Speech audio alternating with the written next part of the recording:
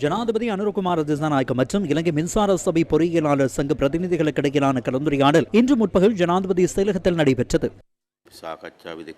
தற்போது சபையில் உள்ள ஊழியர்களுக்கு கிடைக்கும் உரிமைகள் ஏதேனும் இருப்பின் அந்த உரிமைகள் அனைத்து நிறுவனமயப்படுத்தப்படும் போது உள்வாங்கப்பட வேண்டும். முதலாவதாக எரிசக்தி துறையில் அரசாங்கத்தின் உரிமையை பாதுகாக்க வேண்டும் என்ற இடத்திலிருந்தே நாம் அனைத்து மாற்றங்களையும் செய்தோம்.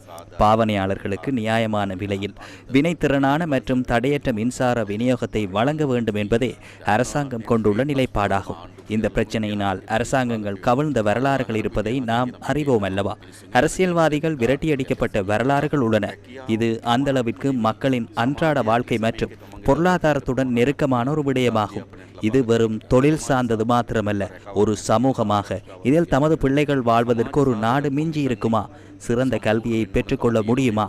ஏனைய சமூக காரணிகள் நல்ல பராமரிப்பு இருக்கின்றதா, பாதுகாப்பு இருக்கின்றதா போன்ற சமூக காரணிகளும் இந்த தொழிலை பாதுகாப்பதற்கு பூர்த்தியாக வேண்டும் என நான் நினைக்கின்றேன். இதற்காக நாம் அனைவரும் ஒன்றிணைந்து போராடுவோம் என கோரிக்கை விடுக்கின்றேன். சம்பள அதிகரிப்பு கோரப்பட்டது. அந்த பேச்சுவார்த்தையில் உங்களது தரப்பிலிருந்து ஏதேனும் செய்ய முடியுமானால் அதனை சாதகமாக பரிசீலிக்குமாறு நான் கேட்டுக்கொள்கின்றேன். வெளிப்படையாக சொல்வதென்றால் நாம் அரசாங்க ரீதியாக ஒரு பாரியளவு சம்பள அதிகரிப்பை செய்துள்ளோம். அதற்காக 2025 110 பில்லியன் ஒதுக்கப்பட்டுள்ளது. 2026 மேலும் 110 பில்லியனும் 2027 மேலும் 110 பில்லியனும் செலவாகும். 2027 சம்பள அதிகரிப்புக்காக புதிதாக 130 பில்லியன் இணைக்கப்பட உள்ளது. இப்போது நாம் பார்க்க வேண்டியது என்னவென்றால், இந்த 330 பில்லியனையும் அந்த 13% வரையறைக்குள் எவ்வாறு முகாமைத்துவம் செய்வது என்பதாகும்.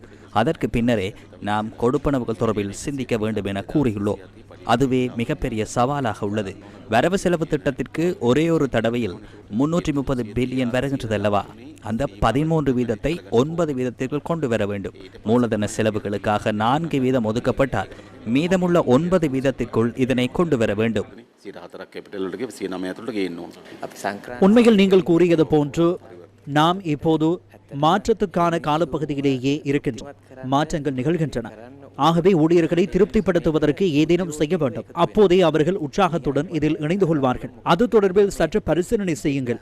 ஏனென்றால் எமது 21,000 ஊழியர்களும் மகிழ்ச்சியுடன் முன்னோக்கி செல்ல வேண்டும். அப்போதே மக்கள் இதனுடன் இணைந்து பணியாற்றுவார்கள். நாம் பார்க்கலாம்.